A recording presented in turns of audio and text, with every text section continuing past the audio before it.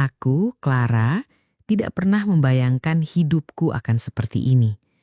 Menikah dengan Bima berarti menerima paket lengkap, termasuk Rio, putranya dari pernikahan terdahulu. Saat itu Rio masih duduk di bangku SMP. Usianya sekitar 13 tahun, kurus, canggung, dan pendiam.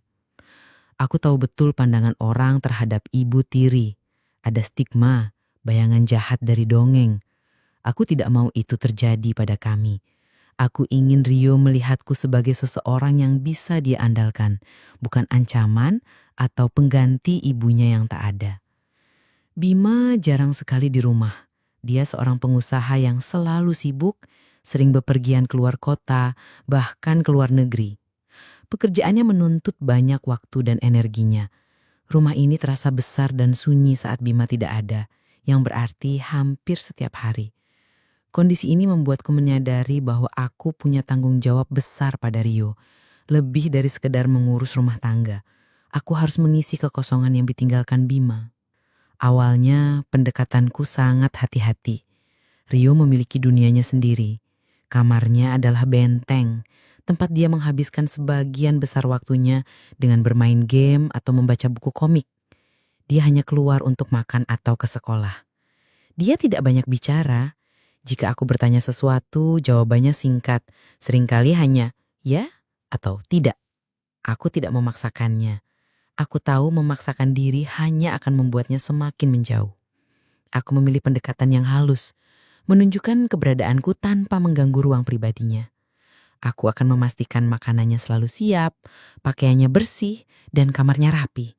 Itu adalah hal-hal dasar yang kulakukan sebagai bagian dari keluarga ini. Aku percaya, dengan konsistensi dan kesabaran, dia akan melihat niat baikku. Aku mencoba mencari celah untuk masuk ke dunianya. Misalnya, saat aku tahu dia sedang mengerjakan PR, aku akan menawarkan diri untuk membantu. Rio, ada PR yang sulit? Mungkin Mama bisa bantu lihat? Kataku suatu sore. Dia hanya menggeleng, matanya tetap tertuju pada buku. Aku tidak menyerah. Aku hanya meletakkan secangkir teh dan beberapa biskuit di mejanya, tanpa bicara lagi. Lain waktu aku membuatkan kue kesukaannya yang pernah diceritakan Bima. Aku meletakkannya di dapur dan membiarkannya mengambil sendiri. Dia mengambilnya dan setelah itu aku mendengar suara piring diletakkan di wastafel. Itu adalah kemajuan kecil. Aku tidak mencoba untuk berharap banyak, hanya terus mencoba. Minggu-minggu berlalu. Kehadiranku yang konstan namun tidak menuntut perlahan mulai membuahkan hasil. Rio mulai sedikit membuka diri. Satu sore, dia pulang sekolah dan melihatku sedang membaca di ruang keluarga. Dia duduk di sofa seberang tidak langsung bicara. Aku membiarkannya. Setelah beberapa menit dalam diam, dia tiba-tiba bertanya, "Mama Clara, hari ini kerja apa?" Aku terkejut dengan pertanyaannya. Aku menjawabnya dengan detail, menceritakan tentang pekerjaanku sebagai desain grafis lepas. Dia mendengarkan dengan seksama, sesekali mengangguk. Itu adalah percakapan terpanjang kami sejak aku tinggal di sini. Hatiku sedikit menghangat, rasanya seperti sebuah pintu kecil mulai terbuka. Setelah percakapan singkat itu, Rio mulai lebih sering bertanya. Pertanyaannya masih seputar hal-hal umum seperti Mama Clara suka masakan apa, atau Mama Clara pernah pergi kemana saja. Aku menjawabnya dengan jujur dan antusias. Aku tidak pernah meremehkan pertanyaan-pertanyaan kecil ini. Aku tahu itu adalah caranya untuk mengenalku lebih jauh, untuk membangun kepercayaan. Aku juga mulai menanyakan tentang sekolahnya, teman-temannya, atau hal-hal yang dia minati. Aku selalu mendengarkan dengan penuh perhatian. Aku tidak pernah memotong pembicaraannya, tidak pernah menghakiminya, dan tidak pernah membandingkannya dengan siapapun. Aku hanya ada di sana menjadi pendengar yang baik. Itu adalah hal yang paling dia butuhkan, mengingat ayahnya terlalu sibuk untuk mendengar detail kecil dalam hidupnya. Suatu hari, kejadian yang lebih signifikan terjadi. Rio pulang sekolah dengan wajah yang sangat murung, bahkan lebih murung dari biasanya. Dia melempar tasnya ke lantai dan langsung masuk kamar tanpa menyapaku. Aku merasa khawatir. Aku menunggu sebentar, lalu mengetuk pintunya. Tidak ada jawaban. Aku masuk perlahan. Dia berbaring di tempat tidur, membelakangiku. "Rio, ada apa?" tanyaku lembut. Dia tidak menjawab. Aku duduk di pinggir tempat tidurnya, mengusap punggungnya perlahan. Aku tidak memaksa. Aku hanya menunggu.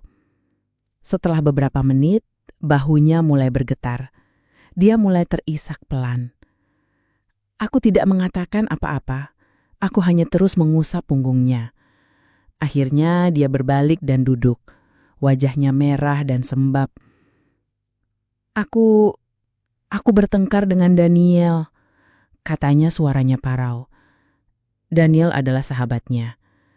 Aku mendengarkan semua ceritanya. Bagaimana mereka salah paham, bagaimana Daniel mengatakan hal-hal yang menyakitkan, dan bagaimana Rio merasa dikhianati. Aku tidak mengatakan sudahlah atau kamu harus begini. Aku hanya membiarkan dia mengeluarkan semua kekesalannya. Setelah dia selesai bicara, aku hanya berkata, "Mama tahu ini pasti berat buat Rio, tapi Mama yakin kalian bisa bicara lagi baik-baik." Aku memeluknya. Dia membalas pelukanku dengan erat dan aku bisa merasakan semua beban yang dia pikul.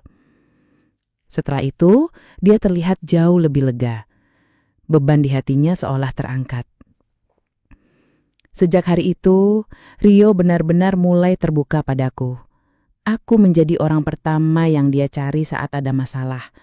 Dia menceritakan semua hal, mulai dari detail pelajaran yang sulit di sekolah, konflik kecil dengan teman-teman sekelasnya, hingga kegelisahan tentang nilai ujian. Dia bahkan mulai berbagi cerita tentang gadis-gadis yang dia suka atau kekagumannya pada seorang guru. Aku mendengarkan setiap ceritanya dengan sabar dan penuh perhatian. Dia merasa nyaman berbagi dan aku merasa senang bisa menjadi tempatnya bercerita. Bima, ayahnya, tetap jauh. Dia hanya tahu Rio baik-baik saja, tidak pernah menanyakan detail mendalam tentang kehidupan sehari-hari anaknya. Bima percaya bahwa selama Rio tidak membuat masalah, semuanya baik-baik saja. Dia tidak menyadari seberapa besar kekosongan yang dia tinggalkan dan bagaimana aku telah mengisinya. Aku merasa bangga. Usahaku tidak sia-sia. Rio mulai melihatku bukan hanya sebagai istri ayahnya, tapi sebagai seseorang yang benar-benar bisa diandalkan. Tempat dia bisa menjadi dirinya sendiri tanpa perlu berpura-pura. Kedekatan ini tumbuh secara alami, tanpa paksaan, tanpa drama. Aku mulai merasa seperti memiliki seorang anak, meskipun dia bukan darah dagingku. Ada kehangatan khusus yang aku rasakan saat dia berbagi ceritanya, atau saat aku tersenyum padanya setelah aku membantunya mengatasi masalah. Aku tidak pernah menyangka akan seakrab ini dengan anak tiri. Ini adalah ikatan yang jujur, yang dibangun dari kepercayaan dan waktu yang kami habiskan bersama. Rasanya, aku telah menemukan peran baru dalam hidup ini. Sebuah peran yang jauh lebih memuaskan dari yang kukira. Momen paling berkesan terjadi suatu pagi. Rio sedang sarapan dan aku sedang menyiapkan bekalnya. "Mama Clara," panggilnya tiba-tiba. Suaranya sedikit canggung tapi jelas. Aku menoleh, bertanya-tanya ada apa. Dia menatapku, lalu mengulanginya. "Mama Clara, bekalnya sudah siap." Dia mengatakannya dengan nada yang lebih akrab, bukan lagi panggilan formal Tante Clara seperti dulu. Itu adalah momen kecil, tapi hatiku langsung berdesir. Itu adalah pengakuan. Pengakuan bahwa dia menerima keberadaanku, bahwa aku adalah bagian tak terpisahkan dari hidupnya, sama seperti ibunya sendiri. Itu adalah sinyal bahwa semua usahaku telah sampai padanya. Aku menahan senyum lebar. Aku tahu, ikatan ini nyata. Aku mulai merasa bahwa keluarga kecil kami, meskipun tidak konvensional, mulai terbentuk dengan baik. Aku tidak pernah menyangka akan seakrab ini dengan anak tiri. Ini adalah awal dari sesuatu yang lebih dalam. Sebuah fondasi yang kuat telah terbentuk. Fondasi percayaan dan kasih sayang yang tulus. Aku merasa untuk pertama kalinya sejak menikah dengan Bima bahwa aku benar-benar memiliki keluarga sendiri. Dan Rio adalah bagian penting dari itu. Aku tidak tahu apa yang akan terjadi di masa depan. Tapi saat itu yang ku tahu adalah aku bersyukur memiliki Rio dalam hidupku. Kebersamaan kami terasa begitu alami, begitu murni, seperti ikatan ibu dan anak kandung. Waktu berjalan tanpa terasa. Rio kini sudah duduk di bangku SMA, kelas 2. Usianya menginjak 17 tahun. Dia bukan lagi anak SMP kurus yang canggung.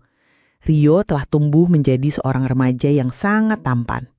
Postur tubuhnya menjulang tinggi, bahunya melebar, dan ada otot-otot yang mulai terbentuk di lengannya. Suaranya pun sudah sepenuhnya berat, bahkan kadang lebih dalam dari suara Bima, ayahnya. Aku sering menangkap diriku sendiri, memperhatikannya. Secara tidak sengaja ketika dia bergerak di sekitar rumah atau saat dia sedang tertawa. Dia memiliki garis rahang yang kuat dan sorot mata yang tajam. Bahkan lebih menawan dari Bima di usia mudanya dulu. Perubahan fisik ini, meskipun wajar, kadang membuatku merasa sedikit canggung. Dia bukan lagi anak kecil yang kubantu mengerjakan PR. Kedekatan kami semakin kuat, bahkan melampaui apa yang pernah kubayangkan. Rio benar-benar menjadikan aku satu-satunya orang kepercayaannya. Dia menceritakan semua hal padaku, tanpa filter, mulai dari detail pelajaran di sekolah yang membuatnya pusing, drama kecil dengan teman-temannya di kantin, hingga kegelisahan tentang nilai ujian yang akan datang. Dia juga berbagi cerita tentang gadis-gadis yang dia taksir di sekolah, siapa yang mengajaknya kencan, atau siapa yang menurutnya paling cantik. Aku mendengarkan semuanya dengan sabar dan penuh perhatian. Aku menjadi wadah bagi segala rahasia dan unek-uneknya. Bima, ayahnya, tetap sama. Sibuk. Pekerjaan selalu menjadi prioritas utamanya. Dia hanya tahu Rio baik-baik saja. Tidak pernah tahu detail mendalam tentang kehidupan anaknya. Dia percaya, selama Rio tidak membuat masalah, semuanya baik-baik saja. Dia tidak menyadari bahwa kehangatan dan dukungan emosional yang seharusnya datang dari seorang ayah, kini sepenuhnya kucurahkan pada Rio. Aku sering menemaninya belajar di ruang keluarga. Terkadang, jika dia menemukan soal yang sangat sulit atau merasa putus asa, dia akan bersandar di bahuku. Tangannya sesekali akan menyentuh lenganku atau mengusap punggungku saat dia menjelaskan sesuatu. Aku tidak merasa risih. Aku menganggapnya sebagai ekspresi kasih sayang seorang anak kepada ibunya. Itu terasa wajar. Aku adalah ibunya, ibu tirinya. Aku harus mendukungnya secara emosional dan fisik jika itu yang dia butuhkan. Aku sering memasak makanan kesukaannya, menemaninya menonton film sampai larut malam, atau sekedar mengobrol tentang apapun yang terlintas di pikirannya. Dia akan duduk sangat dekat denganku di sofa. Kadang, kakinya bersentuhan dengan kakiku. Aku tidak terlalu memikirkannya. Itu hanya kedekatan ibu dan anak. Namun, ada satu kejadian yang membuatku mulai bertanya-tanya. Rio pernah pulang dengan wajah sangat lesu, bahkan lebih dari saat dia bertengkar dengan Daniel dulu. Dia langsung mencariku. Aku menemukannya duduk di teras belakang, menatap kosong ke taman. Aku duduk di sampingnya. "Rio, ada apa?" tanyaku lembut. Dia tidak langsung menjawab. Setelah beberapa saat, dia menatapku dengan mata berkaca-kaca. "Aku putus dengan Sandra, Ma," katanya, suaranya pecah. Sandra adalah pacar pertamanya yang sudah dia kencani beberapa bulan. Dia menangis di bahuku. Aku memeluknya erat, mengusap punggungnya. Aku merasakan sakitnya. Hatiku perih melihatnya begitu terluka. Aku menenangkannya, membiarkannya menangis sampai dia lega. Aku merasa dia benar-benar anakku, merasakan setiap sakit yang dialami. Setelah kejadian itu, Rio menjadi semakin manja padaku. Dia sering memelukku tanpa alasan, mencium pipiku saat berangkat atau pulang sekolah. Itu adalah hal yang wajar bagi seorang anak remaja yang dekat dengan ibunya. Tapi kadang, aku merasa ada sesuatu yang berbeda dalam sentuhan-sentuhan itu. Pelukannya terasa sedikit lebih erat dan lebih lama dari yang seharusnya. Ciuman di pipiku juga semakin lama, seperti ada jeda yang lebih panjang sebelum dia menarik diri. Aku mencoba mengabaikannya. Mungkin hanya perasaanku saja, mungkin aku terlalu banyak berpikir. Aku terus meyakinkan diriku bahwa itu hanyalah wujud kasih sayang seorang anak kepada ibunya. Aku melihat bagaimana dia tumbuh dari anak SMP yang canggung menjadi remaja yang percaya diri dan sangat menarik. Banyak teman perempuannya yang datang ke rumah untuk belajar kelompok, mengerjakan tugas, atau sekedar berkumpul di rumahnya. Aku bisa melihat bagaimana mereka terang-terangan mengagumi Rio.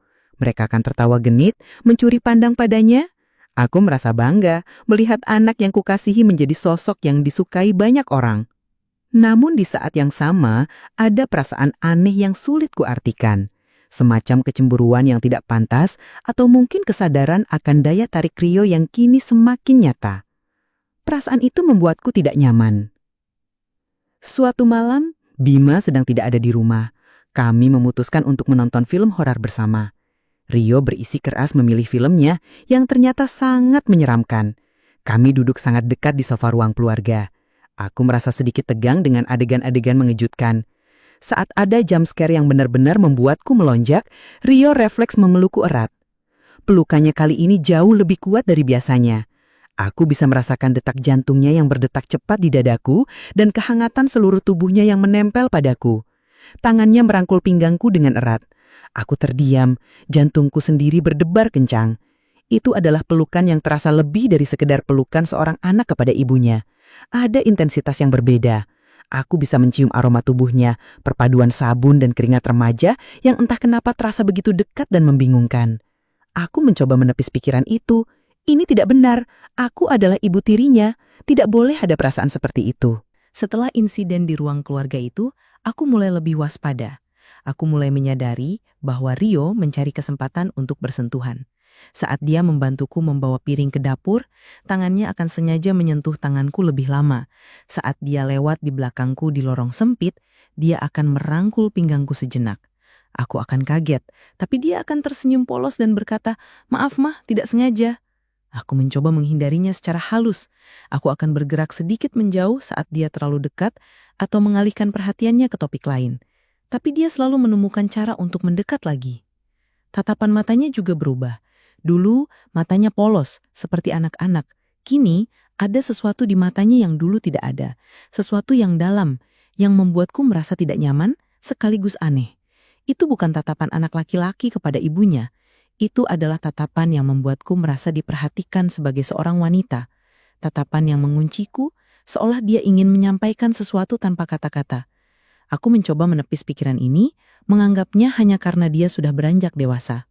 Suatu sore, aku sedang duduk di sofa ruang keluarga, membaca buku. Rio masuk dan duduk di sampingku. Dia tidak langsung bicara, dia hanya menatapku. Aku merasa tatapannya menembus diriku, membuatku gelisah. Aku mencoba fokus pada buku, tapi tidak bisa. Kata-kata di halaman terasa kabur. "Mama Clara?" Panggilnya pelan, suaranya sedikit serak. "Ya Rio," jawabku, mencoba terdengar santai, meskipun jantungku berdebar tak karuan. "Mama cantik," katanya. Suaranya rendah, penuh. Aku terdiam, jantungku berdebar kencang, lebih cepat dari biasanya. Aku tidak tahu harus menjawab apa. Aku hanya tersenyum canggung, mencoba menyembunyikan kegugupanku. Dia tidak memalingkan pandangan. Dia terus menatapku, seolah mencoba membaca pikiranku. Aku merasa seperti terperangkap. Udara di antara kami terasa berat. Malam harinya, saat kami menonton TV, Rio duduk lebih dekat lagi dari biasanya. Kakinya menyentuh kakiku. Aku mencoba menggeser sedikit, berharap dia akan mengerti isyaratku. Tapi dia malah menggeser lagi, memastikan sentuhan itu tetap ada.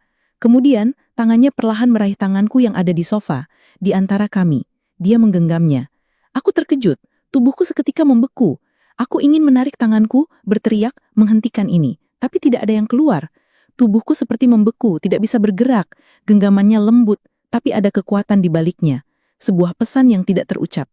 Aku menatapnya. Dia tidak melihat ke arahku. Matanya tetap fokus pada layar TV. Seolah tidak ada yang terjadi. Seolah tanganku yang digenggamnya adalah hal paling wajar di dunia. Tapi genggaman tangannya tidak lepas. Dia mengelus punggung tanganku dengan ibu jarinya. Aku merasa panas dingin. Ini tidak benar. Ini tidak bisa dibiarkan. Tapi aku tidak tahu bagaimana harus bereaksi. Aku takut merusak hubungan kami. Aku takut menghancurkan kepercayaannya. Aku takut menghadapi kenyataan yang mulai terasa jelas. Sebuah kenyataan yang salah. Namun entah mengapa juga memegangku. Rio kini benar-benar sudah dewasa. Usianya sudah 17 tahun. Dia bukan lagi anak laki-laki yang kujemput dari sekolah dengan seragam kebesaran. Rio sudah menjadi seorang pria muda. Tubuhnya tinggi dan atletis, dengan bahu yang bidang dan otot yang mulai terbentuk sempurna. Wajahnya yang dulu polos kini memiliki ketampanan yang mencolok, bahkan lebih menarik daripada Bima, ayahnya saat seusia Rio. Banyak gadis di sekolahnya yang terang-terangan menunjukkan ketertarikan padanya. Rio sering bercerita tentang teman-teman perempuannya yang mencoba mendekat, tapi dia selalu bilang, "Tidak ada yang sepertiku. Aku menganggap itu hanya candaan." Aku tersenyum tipis mendengarnya. Tapi kadang, candaan itu terasa seperti sebuah pernyataan, sebuah pengakuan yang membuatku gelisah. Bima, suamiku, makin jarang di rumah. Jadwalnya kian padat. Perjalanan bisnisnya semakin sering dan durasinya lebih lama. Ada kalanya dia pergi seminggu penuh, atau bahkan lebih. Aku dan Rio hampir setiap hari hanya berdua di rumah. Kami sudah terbiasa dengan rutinitas itu. Setelah aku pulang kerja, kami akan makan malam bersama di meja makan, lalu pindah ke ruang keluarga untuk menonton TV atau sekedar mengobrol tentang hari kami. Rio selalu menungguku pulang, atau menemaniku saat aku sedang sibuk di dapur. Sesekali menantuku menyiapkan makanan. Suasana rumah terasa hangat hanya dengan keberadaan kami berdua. Ini adalah kebiasaan yang nyaman, sebuah rutinitas yang telah terbentuk selama bertahun-tahun. Malam itu seperti biasa, kami menonton TV di ruang keluarga. Film yang kami tonton cukup panjang dan punya alur lambat. Aku merasa sangat lelah setelah seharian bekerja. Pikiranku terasa penat, namun aku tetap menikmati kebersamaan itu. Rio duduk di sampingku di sofa panjang, sedikit lebih dekat dari biasanya, tapi tidak sampai menempel. Sesekali kami akan tertawa bersama saat ada adegan lucu atau bertukar komentar tentang alur cerita. Aku merasa nyaman, rileks. Suasana rumah terasa hangat jauh dari hiruk-pikuk di luar. Aku benar-benar menikmati momen-momen tenang ini bersamanya. Itu adalah pelipur lara dari kesibukan harianku. Aku tidak tahu kapan tepatnya aku tertidur. Mungkin saat film sudah mencapai bagian tengah, atau mungkin saat musik latar menjadi lebih lembut. Rasa kantuk yang begitu berat menyerangku. Sofa empuk itu terasa begitu nyaman dan kehangatan di sekitarku membuatku merasa sangat damai. Aku menyerah. Kesadaranku perlahan menghilang. Aku terbangun saat cahaya matahari sudah masuk dari jendela ruang keluarga. Sinar pagi yang terang itu membuatku mengerjapkan mata, mencoba menyesuaikan diri dengan cahaya setelah tidur yang dalam. Aku merasa sedikit bingung, mencoba mengorientasikan diri. Rio sudah tidak ada di sampingku. Dia pasti sudah bangun dan bersiap ke sekolah, pikirku. Aku mencoba bangkit dari sofa. Saat itulah aku menyadari sesuatu yang aneh. Aku merasakan ada yang tidak beres dengan pakaianku. Kemeja longgar yang kukenakan, yang seharusnya kancingnya terpasang rapi, kini terasa sedikit melorot di bahu. Salah satu kancing teratasnya terbuka. Rok panjangku juga terasa sedikit rangkat, tidak pada posisi semula. Jantungku langsung berdebar kencang. Sebuah alarm kecil berbunyi di kepalaku. Perasaan tidak nyaman dan aneh mulai menjalar. Aku langsung memeriksa diriku sendiri. Aku meraba kemejaku, memastikan kancingnya terpasang. Aku menarik rokok ke bawah. Tidak ada yang terasa sakit. Tidak ada tanda-tanda fisik yang mencurigakan. Tapi, perasaan aneh itu terus menghantuiku. Ada sesuatu yang mengganjal di dalam diriku. Aku mencoba mengingat apa yang terjadi semalam. Hanya menonton TV, lalu aku tertidur. Apakah Rio yang membetulkan posisiku saat aku tidur dan tanpa sengaja membuat pakaianku seperti ini? Atau apakah aku sendiri yang bergerak banyak dalam tidurku? Aku mencoba menenangkan diri, mencari penjelasan logis untuk apa yang kurasakan. Aku berusaha meyakinkan diriku bahwa itu hanyalah efek dari tidur yang terlalu nyenyak atau gerakan tubuh yang tak sadar. Namun, pikiran itu tidak bisa sepenuhnya menghilangkan kecemasan yang muncul. Aku merasa ada sesuatu yang tidak terekam dalam ingatanku. Sesuatu yang samar, yang terjadi saat aku tidak sadar. Sebuah bayangan, atau mungkin hanya imajinasiku saja. Aku mencoba mengabaikannya, menepisnya jauh-jauh. Aku tidak ingin memikirkannya. Aku tidak ingin merusak kedekatan yang sudah terjalin baik antara aku dan Rio dengan pikiran-pikiran tidak masuk akal ini. Aku tidak ingin Rio merasa tidak nyaman atau canggung. Jadi, aku memutuskan untuk diam. Pura-pura tidak ada yang terjadi. Itu adalah pilihan terbaik yang bisa kupikirkan saat itu. Aku akan bertindak seolah semuanya normal. Aku segera merapikan pakaianku dengan teliti, memastikan semuanya kembali ke tempatnya. Lalu aku pergi ke kamar mandi. Aku menatap diriku di cermin. Wajahku terlihat pucat, meskipun aku mencoba menyendi. Perasaan campur aduk antara bingung, takut, dan sedikit rasa bersalah muncul. Bersalah karena apa? Aku tidak tahu. Aku hanya merasa ada sesuatu yang telah berubah. Sesuatu yang tidak bisa kuabaikan lagi, meskipun aku berusaha keras. Kecurigaan itu, sekecil apapun, sudah tertanam. Sepanjang hari itu di tempat kerja, pikiranku terus kembali pada kejadian semalam. Setiap kali aku mencoba fokus pada pekerjaanku, bayangan kemeja yang melorot, atau rok yang terangkat muncul di benakku. Aku merasa gelisah. Apakah Rio menyadarinya? Apakah dia yang melakukannya? Jika ya, bagaimana aku harus menghadapinya? Pertanyaan-pertanyaan itu berputar-putar di kepalaku, tanpa jawaban. Aku merasa terperangkap dalam pikiranku sendiri. Ketika Rio pulang sekolah sore itu, aku menyambutnya seperti biasa. Aku bertanya tentang harinya, tentang sekolahnya. Dia terlihat biasa saja, tidak ada yang aneh dalam ekspresinya. Dia tersenyum, menceritakan detail tentang pelajaran dan teman-temannya. Aku mencoba untuk tidak terlalu memperhatikannya, tidak menunjukkan bahwa aku menyimpan pertanyaan besar di hatiku. Aku pura-pura semuanya baik-baik saja, sama seperti yang selalu terjadi di antara kami. Ini adalah ujian pertamaku untuk tetap bersikap normal.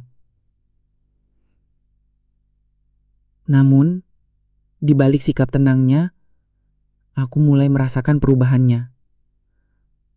Sentuhan Rio menjadi lebih sering dan lebih lama dari biasanya. Saat dia membantuku membawa piring kotor ke dapur setelah makan malam, tangannya akan sengaja menyentuh tanganku lebih dari yang seharusnya. Dan sentuhan itu bertahan sesaat. Itu bukan sentuhan tak sengaja. Itu disengaja. Aku bisa merasakannya. Saat dia memelukku sebelum berangkat sekolah pagi itu, pelukannya terasa lebih erat dan tahan lebih lama. Rasanya seperti ada penegasan dalam setiap sentuhannya. Sebuah pesan tak terucap yang hanya kami berdua pahami. Aku akan bergerak sedikit menjauh secara halus, menggeser posisiku, atau mengalihkan pembicaraan ke topik lain yang tidak personal. Aku mencoba menciptakan jarak fisik dan emosional. Tapi dia selalu menemukan cara untuk mendekat lagi. Seolah dia sengaja mencari kontak fisik, mengabaikan setiap isyaratku. Tatapan matanya juga berubah. Dulu, matanya polos, penuh rasa ingin tahu seperti anak-anak.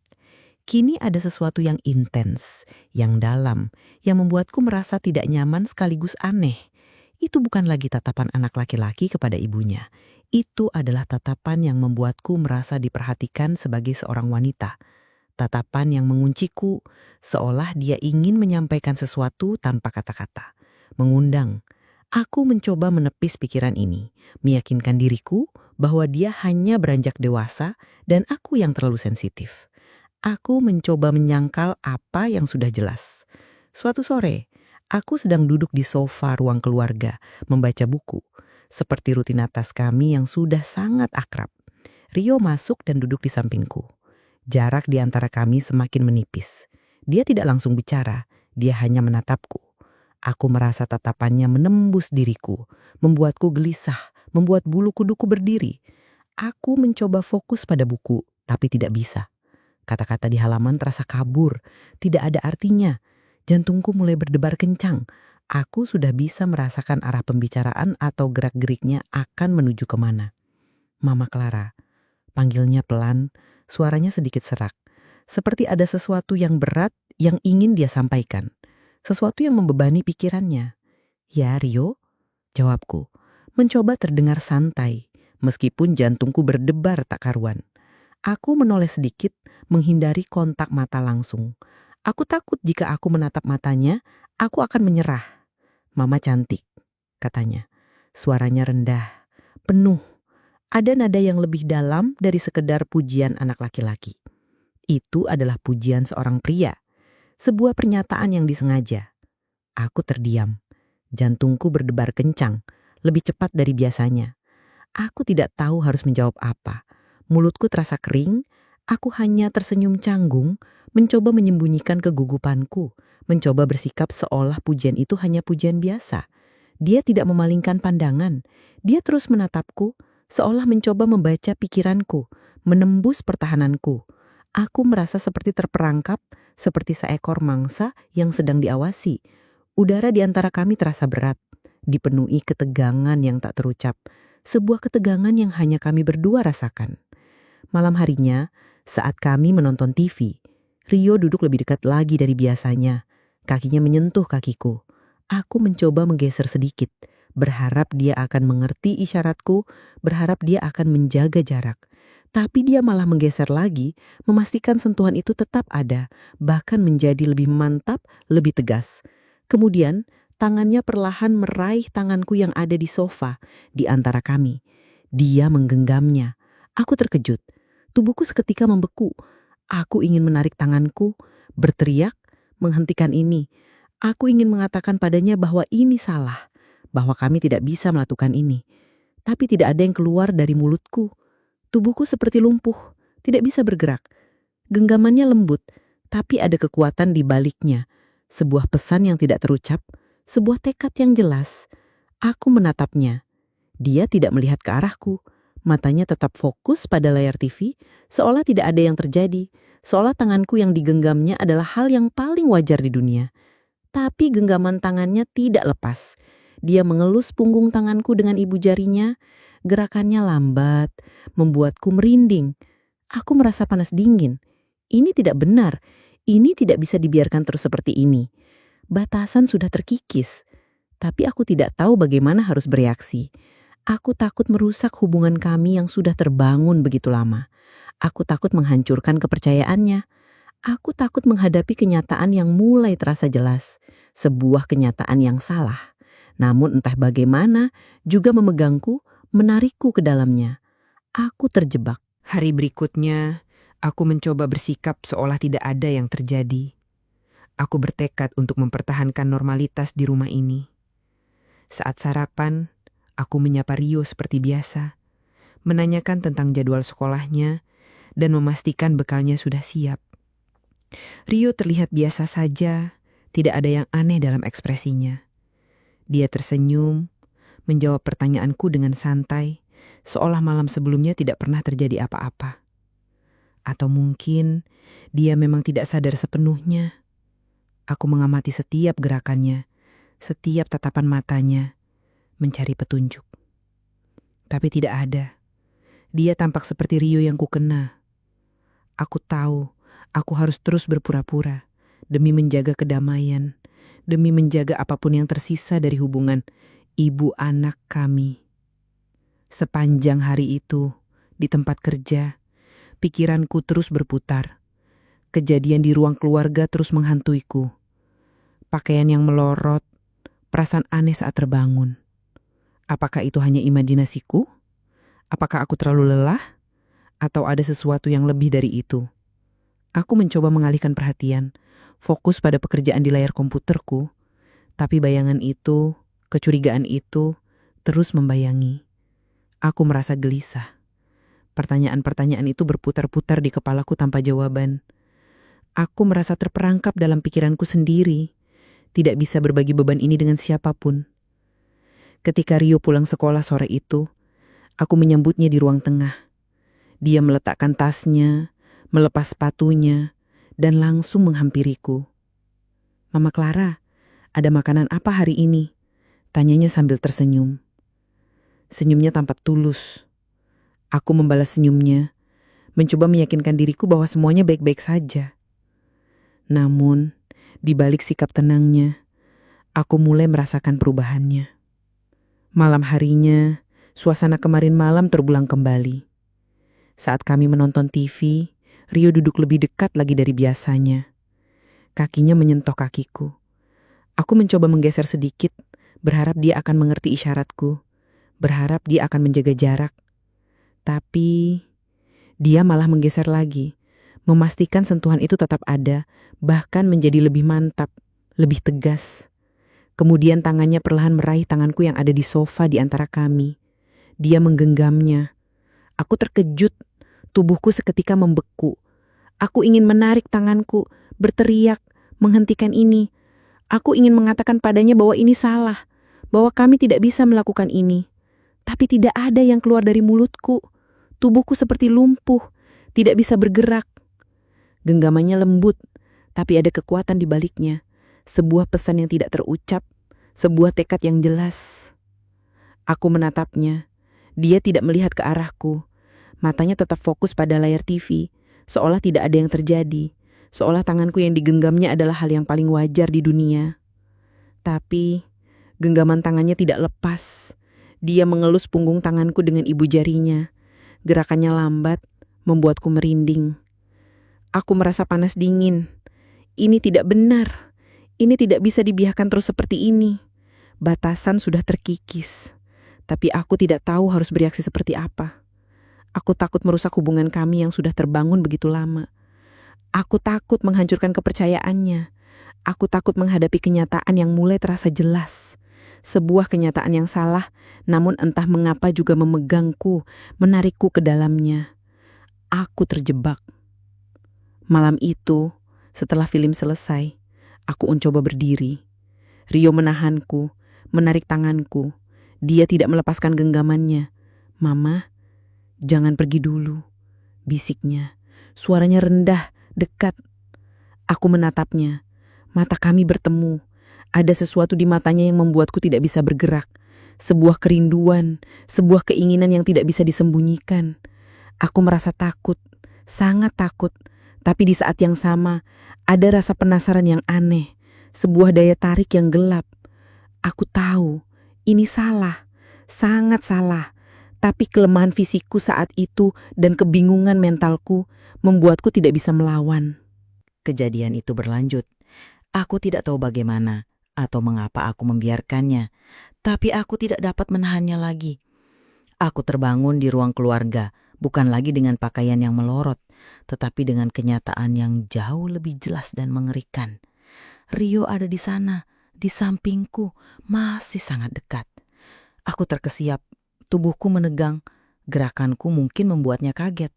Dia membuka mata, melihatku, dan dia pun terkesiap, terkejut. Ada rasa malu yang terpancar jelas di wajahnya, bercampur dengan ketakutan. "Rio," desisku, suaraku nyaris tak terdengar. Aku panik, pikiranku kalut. Apa yang harus kulakukan? Apa yang harus kukatakan? Ini tidak bisa terjadi. Ini adalah mimpi buruk. Dia segera menarik diri, wajahnya memerah padam. Maaf Mama," katanya, suaranya bergetar. Dia terlihat sangat menyesal, seperti anak kecil yang tertangkap basah melakukan kenakalan. Melihat kepanikannya, melihat rasa bersalah yang begitu besar di matanya, entah mengapa membuatku merasa ingin menenangkannya, atau mungkin aku hanya ingin menenangkan diriku sendiri. Aku mengambil napas dalam-dalam, berusaha mengendalikan diri. "Tidak apa-apa Rio," kataku, mencoba membuat suaraku terdengar setenang mungkin, meskipun jantungku masih berdetak tak karuan. Aku bahkan mengulurkan tangan dan menyentuh lengannya, seolah meyakinkannya. Sejak saat itu, batas antara kami benar-benar runtuh. Kata-kata tidak apa-apa dari mulutku mungkin dia artikan sebagai izin, sebagai tanda bahwa dia tidak akan dihukum. Atau mungkin itu hanya ketidakberdayaanku yang dia manfaatkan.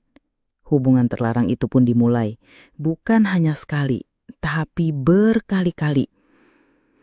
Setelah malam itu, ketika kata tidak apa-apa meluncur begitu saja dari bibirku, semuanya berubah. Batas antara kami benar-benar runtuh. Kata-kata itu yang seharusnya menjadi penenang justru menjadi gerbang. Rio entah mengartikannya sebagai izin atau hanya memanfaatkan kelemahan sesaatku semakin berani. Dan aku tidak bisa menolaknya. Hubungan terlarang itu pun dimulai. Bukan hanya sekali, tapi berkali-kali. Setiap kali Bima pergi dinas, setiap kali kami berdua di rumah setelah larut malam, Rio akan mencari kesempatan. Dan setiap kali aku tidak bisa menolaknya. Entah itu karena kelemahan fisik, ketakutan, atau mungkin entah, aku tidak tahu lagi apa yang mendorongku untuk membiarkan ini terjadi. Ada campuran emosi yang membingungkan, rasa bersalah yang menggerogoti, ketakutan akan terbongkarnya rahasia ini, tapi juga ada daya tarik gelap yang sulit kuakui bahkan pada diriku sendiri. Aku mulai membenci diriku karena tidak bisa menghentikannya, namun juga merasa terikat dalam jaringan rahasia ini yang semakin erat. Ini adalah kenyataan baruku, sebuah rahasia yang melilit hidupku siang dan malam. Setiap hari adalah permainan pura-pura yang sempurna. Kami berdua adalah aktor ulung dalam sandiwara ini. Di depan Bima, di depan teman-teman, di depan siapapun, kami bersikap normal. Rio tetap menjadi anak tiri yang perhatian dan penyayang. Dia akan bertanya tentang hariku, membantuku di dapur, atau sekedar duduk bersamaku menonton TV seperti tidak ada yang pernah terjadi di antara kami. Aku tetap menjadi ibu tiri yang mengurus rumah tangga, menyiapkan kebutuhannya, dan mendampinginya. Di mata orang lain, kami adalah keluarga yang perfect, harmonis tanpa celah. Senyumku akan terlihat tulus, tawaku akan terdengar lepas. Hanya saja ada sebuah dunia lain yang hanya kami berdua tahu. Sebuah dunia rahasia yang tersembunyi di balik dinding rumah ini, di balik senyum-senyum normal yang kami tampilkan. Rahasia itu tumbuh subur dalam keheningan dan ketiadaan Bima. Semakin dalam dan semakin nyata. Beban rahasia ini semakin berat di pundakku. Ada kalanya aku merasa sangat bersalah dihantui oleh bayangan Bima. Aku akan memandang foto pernikahan kami yang tergantung di ruang tamu dan rasa jijik pada diriku sendiri akan muncul. Aku merasa seperti pengkhianat, seorang wanita yang telah merusak semua kepercayaan yang diberikan padaku. Pikiranku akan dipenuhi pertanyaan. Bagaimana jika Bima tahu? Bagaimana jika semua ini terbongkar? Hidupku akan hancur, Rio akan hancur, keluarga ini akan hancur. Ketakutan itu mencengkramku erat, membuat perutku mual dan kepalaku pening. Aku sering terbangun di tengah malam dengan keringat dingin, napasku terengah-engah karena mimpi buruk tentang rahasia ini terbongkar. Tapi ada kalanya juga aku merasa anehnya nyaman dalam kebingungan ini. Ada momen-momen singkat dan memalukan untuk kuakui di mana aku merasakan semacam kelegaan dalam hubungan terlarang ini. Mungkin karena Rio adalah satu-satunya orang yang benar-benar melihat dan memahami sisi gelapku, sisi yang tidak bisa kubagi dengan siapapun, bahkan Bima. Rio sendiri, setelah setiap kejadian, akan terlihat sedikit canggung di pagi hari. Dia akan menghindari kontak mata langsung atau berbicara lebih pelan dari biasanya. Tapi kemudian dia akan kembali normal seolah tidak terjadi apa-apa, seolah itu adalah bagian dari rahasia yang kami simpan bersama. Dia tidak pernah membicarakannya, kami tidak pernah membicarakannya. Semua terjadi dalam diam, dalam tatapan mata yang penuh arti, dalam sentuhan yang melampaui batas, dalam pemahaman tersirat yang mengerikan, sebuah ikatan yang tidak bisa diucapkan namun nyata adanya. Setiap hari adalah permainan pura-pura, setiap malam adalah potensi bahaya.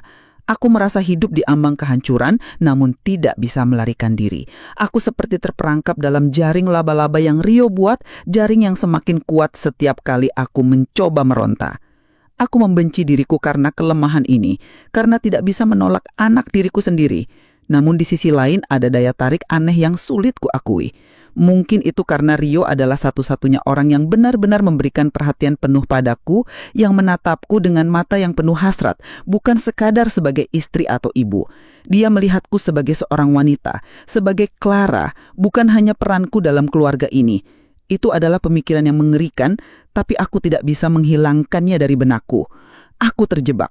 Hubungan kami yang semakin dalam dan berbahaya berlanjut tanpa celah. Bima, meskipun jarang di rumah, terkadang pulang lebih awal dari yang kuduga. Ini adalah saat-saat paling menegangkan bagiku. Aku harus cepat-cepat menghapus semua jejak, setiap tanda. Rio dan aku harus segera kembali ke peran kami, menjadi ibu tiri dan anak tiri yang sempurna. Ada satu kejadian yang membuat jantungku nyaris copot. Suatu sore, setelah salah satu momen rahasia kami, Bima tiba-tiba menelpon dan bilang dia sudah di depan gerbang. Dia pulang 1 hari lebih cepat. Aku panik. Rio yang masih di kamarku langsung meloncat dengan cepat merapikan pakaiannya dan berlari ke kamarnya sendiri. Aku membersihkan diri secepat kilat, merapikan bantal di sofa dan berusaha mengatur napas. Ketika Bima masuk, aku menyambutnya dengan senyum palsu. Dia tidak curiga, tapi sejak itu ketakutanku makin besar. Rio sendiri semakin berani, meskipun dia tetap menjaga kerahasiaan. Dia tidak pernah terang-terangan menunjukkan apapun saat Bima ada. Tapi dia akan mencari sentuhan-sentuhan kecil, tatapan-tatapan yang hanya kami berdua pahami. Misalnya, saat Bima ada di meja makan, Rio akan menendang kakiku pelan di bawah meja, atau menyentuh tanganku sekejap saat dia mengambil piring. Itu adalah hal-hal kecil yang tidak akan diperhatikan siapapun, tapi bagiku itu adalah pengingat konstan akan rahasia kami. Dia seolah ingin menguji sejauh mana aku akan mengizinkannya. Dan aku selalu membiarkannya. Suatu malam, Bima sedang dalam perjalanan bisnis yang sangat panjang. Dia bilang akan pergi selama 2 minggu penuh. Ini berarti 2 minggu aku dan Rio hanya berdua di rumah. Rasa takut bercampur dengan antisipasi yang aneh menghantuiku. Aku berusaha menyingkirkan pikiran-pikiran itu. Fokus pada pekerjaan dan kegiatan rumah tangga. Tapi pikiran itu selalu kembali. Malam itu, Rio datang ke ruang keluarga setelah aku selesai makan malam dan sedang menonton TV. Dia tidak langsung duduk di sofa. Dia berdiri di depanku, menatapku. Matanya lebih intens dari biasanya. Aku merasakan udara di ruangan itu menipis. Ketegangan yang familiar itu kembali, lebih kuat dari sebelumnya. Mama Clara, katanya suaranya pelan dan dalam. Mama belum tidur? Belum Rio, masih ingin nonton, jawabku, mencoba menjaga suaraku tetap santai. Aku menghindari kontak mata. Dia tidak bergerak, dia terus menatapku. Mama tidak kesepian? Tanyanya, suaranya sedikit lebih berat. Pertanyaannya menusuk. Aku memang kesepian dengan Bima yang selalu tidak ada. Kesepian dalam rahasia yang kupikul sendiri. Kenapa Rio tanya begitu? Balasku, mencoba mengalihkan. Dia berjalan mendekat, kini berdiri tepat di depanku. Dia mencondongkan tubuhnya, tangannya menyentuh sandaran sofa di belakangku, mengurungku. Wajahnya sangat dekat dengan wajahku. Aku bisa mendengar napasnya yang hangat. Rio ada di sini, Ma, bisiknya. Mama tidak akan kesepian. Kata-katanya dan posisinya membuatku lumpuh. Aku tidak bisa bergerak. Aku tahu apa yang akan terjadi selanjutnya. Aku seharusnya menolaknya. Aku seharusnya berteriak. Tapi aku tidak bisa. Ada sesuatu yang menahanku. Mungkin itu adalah kelelahan dari semua sandiwara ini. Atau mungkin... entahlah. Aku tidak tahu lagi. Aku menatap matanya. Di sana, aku melihat campuran hasrat yang membara, penyesalan, dan juga semacam ketergantungan. Aku tidak mengelak. Aku tidak lagi bisa melawan. Atau mungkin aku tidak ingin melawan lagi. Momen itu seperti melayang dalam waktu. Aku bisa mendengar detak jantungku sendiri yang menggila di telingaku. Aku bisa merasakan napas Rio di wajahku. Wajahnya semakin mendekat. Matanya yang gelap memancarkan hasrat yang membara. Hasrat yang sama dengan yang kurasakan pada diriku sendiri, namun jauh lebih kuat dan berani. Tangannya yang memegang sandaran sofa di belakangku kini bergerak, perlahan menyentuh bahuku. Aku tidak tahu bagaimana cara menghentikannya. Aku merasa seperti tubuhku bukan milikku lagi. Pikiranku berteriak untuk melawan, untuk melarikan diri. Tapi tubuhku tidak merespons. Tangannya yang menyentuh bahuku terasa panas. Bibirnya semakin mendekat. Aku memejamkan mata. Entah karena takut atau karena penyerahan diri yang putus asa. Ketika dia menjauh beberapa saat kemudian, aku membuka mata. Dia menatapku. Matanya penuh pertanyaan dan juga kepuasan yang samar. Aku tidak bisa mengucapkan sepatah kata pun. Aku hanya berbaring di sana, memproses apa yang baru saja terjadi. Ini bukan lagi sekedar sentuhan. Ini adalah puncak dari rahasia kami. Ini adalah pengulangan yang membuatku semakin terjerat. Hubungan terlarang itu terus berlanjut. Tidak hanya sekali, tapi berkali-kali. Setiap kali Bima pergi dinas, setiap kali kami berdua di rumah setelah larut malam, Rio akan mencari kesempatan. Dan setiap kali aku tidak bisa menolaknya. Ada campuran emosi yang membingungkan, rasa bersalah yang menggerogoti, ketakutan akan terbongkarnya rahasia ini, tapi juga ada daya tarik gelap yang sulit kuakui bahkan pada diriku sendiri. Aku membenci diriku karena tidak bisa menghentikannya, namun juga merasa terikat dalam jaringan rahasia ini yang semakin erat. Ini adalah kenyataan baruku, sebuah rahasia yang melilit hidupku siang dan malam. Suatu malam, Bima sedang dalam perjalanan bisnis yang sangat panjang. Dia bilang akan pergi selama 2 minggu penuh. Ini berarti 2 minggu aku dan Rio hanya berdua di rumah. Rasa takut bercampur dengan antisipasi yang aneh menghantuiku.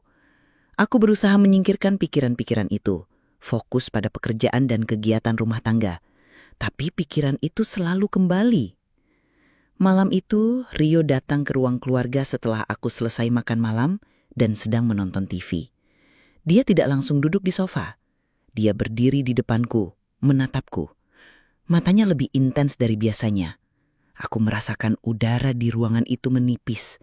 Ketegangan yang familiar itu kembali, lebih kuat dari sebelumnya. "Mama Clara?" katanya. Suaranya pelan dan dalam. "Mama belum tidur." "Belum, Rio. Masih ingin nonton," jawabku. Mencoba menjaga suaraku tetap santai.